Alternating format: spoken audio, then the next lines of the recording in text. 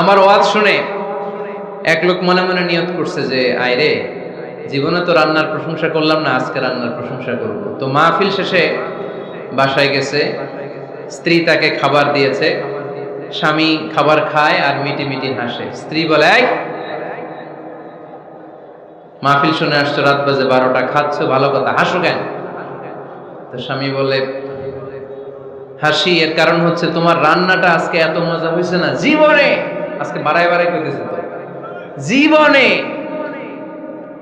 এত মজার রান্না খাই নাই। রান্না মজা হয়েছে শুই না স্ত্রী তো রেগে গেছে। কি, গত 10 বছর ধরে তোমার রান্না করে খাওয়াই, একদিনও রান্নার প্রশংসা করলা না, আর আজকে পাশের ঘরের ভাবি একটু গরুর গোশতের তরকারি পাঠাইছিল বাটিতে করে, পাশের ঘরের ভাবি একটু আমাদের বাড়িতে তরকারি পাঠাইছিল, তো ওই তরকারি দিয়েই তোমাকে খাবার দিছি, আজকে রান্না টান্না আমি করি নাই।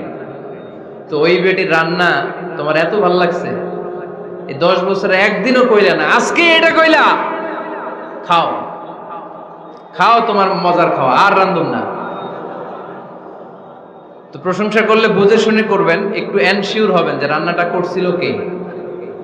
তা না হইলে কিন্তু ঘরে চুলায় আগুন জ্বলবে না, টানার রোজা রাখা লাগবে, ঠিক কিনা? তো 4 নাম্বার গেল এপ্রিসিয়েশন, একটু এপ্রিসিয়েশন দিবেন। আল্লাহর হাবিব সব সময় স্ত্রীদের প্রশংসা করতেন।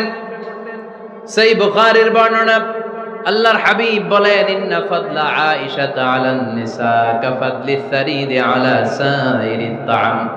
আরব ভূখণ্ডের মধ্যে সব খাবারের উপরে সারিদ খাবার যেমনি সেরা, দুনিয়ার সব নারীদের মধ্যে আমার আয়েশা তেমনি সেরা। সারিদ একটা খাবার আছে। আমি যখন মিশরে পড়তাম আল আজহার ইউনিভার্সিটিতে, আমাদের ইউনিভার্সিটিতে সরকারের পক্ষ থেকে সরকারিভাবে খাবার দেয়া হতো। আমাদের খাবারের খরচ বহন করতেন ওমানের সুলতান কাবুস। এই গত 3-4 দিন আগে ইন্তেকাল করেছেন। নাম শুনছেন আপনারা? প্রায় 40 বছরেরও বেশি মনে হয়, 45 বছর বা 50 বছরের লম্বা সময় উনি ওমানের প্রেসিডেন্ট ছিলেন। উনি আমাদের খাবারের খরচটা বহন করতেন। কিছুদিন আগে ইন্তেকাল করেছেন। আমরা ওনার জন্য দোয়া করি, আল্লাহ তাআলা এই সুলতান কাবুসের জীবনের গুনাহগুলো মাফ করে দিক, ওনার সমস্ত খেদমত আল্লাহ কবুল করে নিক। তো আমাদের আল আজহার ইউনিভার্সিটির হোস্টেলে ঈদের দিন একটা খাবার দিত, এটার নাম ছিল সারিদ। রুটি আর গোশত এগুলোকে ম্যাশড করে একটা স্তর বানাতো, এটা কেটে কেটে আমাদেরকে দিত, এটাকে বলে সারিদ। আরব দেশে সবচেয়ে দামি খাবার। আমাদের দেশে যেমনি পোলাও, গরুর রেজালা, রোস্ট, এগুলো খুব উন্নত খাবার ধরা হয়, বিয়েতে সার্ভ করা হয়।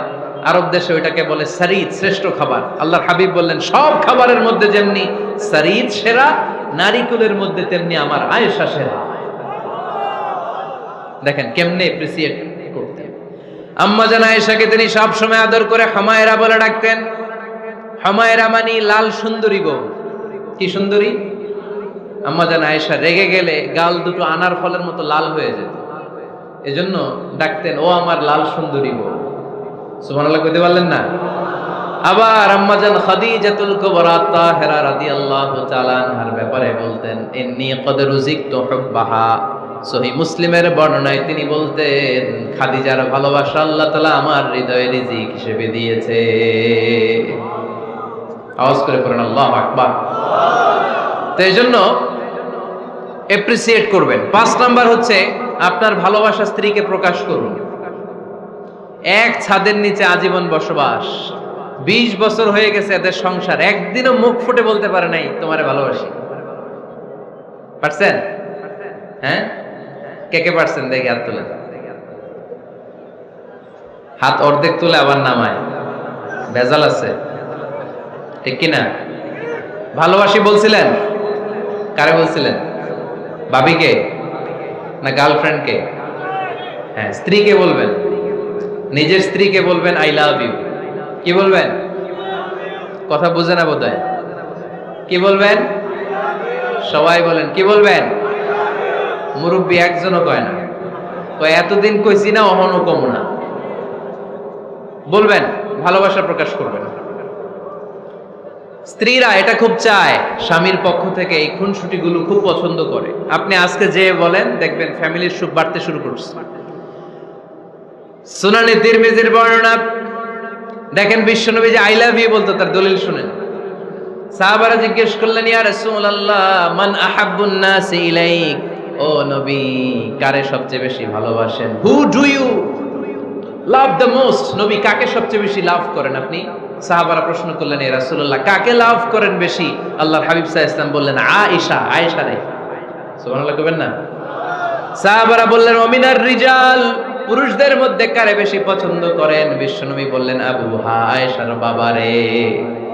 সাইয়েদনা আয়েশা রাদিয়াল্লাহু তাআলা আনহার বাবার নাম কি? আবু বকর। কি নাম? আবু বকর। আল্লাহর হাবিব সাল্লাল্লাহু আলাইহি ওয়াসাল্লাম বললেন, সবচেয়ে বেশি লাভ করি আয়েশাকে। সাহাবারা বললেন, ওমিনার রিজাল, পুরুষদের মধ্যে কারে বেশি লাভ করেন? আল্লাহর হাবিব সাল্লাল্লাহু আলাইহি ওয়াসাল্লাম বললেন, আয়েশার বাবা রে। সুবহানাল্লাহ পড়েন। আম্মা জান আয়েশাকে বিশ্বনবী এত ভালোবাসতেন। আম্মা জান আয়েশা পেয়ালার যেইখানে ঠোঁট লাগিয়ে দুধ পান করতেন, বিশ্বনবী পেয়ালার ওই জায়গাটা খুঁজে খুঁজে ওই জায়গায় ঠোঁট লাগিয়ে দুধ পান করতেন। আম্মা জান আয়েশা রাদিয়াল্লাহু তাআলা আনহা গোশত খেয়ে হাড্ডি চষে হাড্ডিটা রেখে দিলে বিশ্বনবী আম্মা জান আয়েশার চষা হাড্ডিটা মুখে নিয়ে আবার চষতে শুরু করে দিতেন। পড়েন সুবহানাল্লাহ। দুইজন একসাথে এক বালতি থেকে পানি নিয়ে গোসল করতেন। পড়েন আল্লাহু আকবার। তাহলে এভাবে ভালোবাসা প্রকাশ করতে পারবেন তো? 6 নাম্বার স্বামীর দায়িত্ব হচ্ছে গৃহস্থলী ছোটখাটো যে কাজ আছে এই কাজগুলোতে হেল্প করা। আমরা অনেক সময় এগুলোর লজ্জা মনে করি। আল্লাহর হাবিব সাল্লাল্লাহু আলাইহি ওয়াসাল্লাম আমাদের মডেল। আল্লাহর হাবিব সাল্লাল্লাহু আলাইহি ওয়াসাল্লাম ঘরের কাজে সাহায্য করতেন। আপনারা এভাবে ওটা শুরু করলেন? হ্যাঁ, বক্কা বসেন বসেন বসেন, শেষ করে দিচ্ছি, আর 10 মিনিট বসেন। আল্লাহর হাবিব সাল্লাল্লাহু আলাইহি সাল্লাম ঘরের কাজে সাহায্য করতেন। আপনারা ঘরের কাজে সাহায্য করেন তো? আম্মা জান আয়েশা বলেন, বিশ্বনবী নিজ হাতে জুতা সেলাই করেছেন, নিজ হাতে জামা সেলাই করেছেন।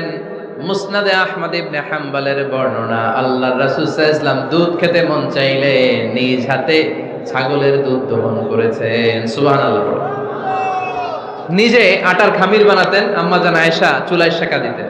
আবার আম্মা জান আয়েশা রাদিয়াল্লাহু তাআলা আনহা আটার খামির বানাতেন, বিশ্বনবী এটা চুলায় সেকা দিতেন। সুবহানাল্লাহ পড়ে। দুধ খেতে চাইলে নিজ হাতে বিশ্বনবী ছাগির ওলান থেকে দুধ দহন করে আম্মা জান আয়েশার কাছে এনে দিয়ে দিতেন। সুবহানাল্লাহ পড়ে। তাহলে ঘরের কাজে সহায়তা করবে, ঘরের কাজে সহায়তা। 7 নাম্বার হালাল এন্টারটেইনমেন্ট, হালাল বিনোদন, এটা ইসলাম জায়েজ রেখেছে। অনেকে আমরা বিনোদনটাকে হারাম মনে করি, এরকম আছে না নেই? হ্যাঁ, বিনোদন দুই ধরনের, একটা হারাম এন্টারটেইনমেন্ট আর একটা হচ্ছে হালাল এন্টারটেইনমেন্ট। আম্মা জান আয়েশা রাদিয়াল্লাহু তাআলা আনহাকে নিয়ে মরুভূমিতে দৌড়াদৌড়ি করতেন। ভাবির সাথে দৌড়াদৌড়ি করছেন কারা কারা? দেখি হাত তোলেন। হ্যাঁ, দৌড়াদৌড়ি করছেন কোথায়? যৌতুকের লাগে হেতেরে দৌড়াইছেন? হেতি বাস আল্লাহ দিছে দৌড়, এই দৌড়াদৌড়ি না। আম্মা জান আয়েশা রাদিয়াল্লাহু তাআলা আনহার সাথে বিশ্বনবী মরুভূমিতে দৌড়াদৌড়ি করেছেন। বলেছেন, আয়েশা দেখো কে কার আগে ওই খেজুর বাগান ধরতে পারে, তুমি আগে না আমি আগে। একবার বিশ্বনবী জিতলেন, তার 7 বছর পরে প্রথমে আম্মা জান আয়েশা রাদিয়াল্লাহু তাআলা আনহা দৌড়ে জিতলেন, তার 7 বছর পরে বিশ্বনবী জিতে আম্মা জান আয়েশাকে হারায় দিলেন। পড়েন সুবহানাল্লাহ। ঈদের দিন আম্মা জান আয়েশাকে হাবাসী সাহাবাদের তীর আর বল্লম দিয়ে যে খেলা চলতে, এই খেলা দেখাতেন। সুবহানাল্লাহ পড়েন।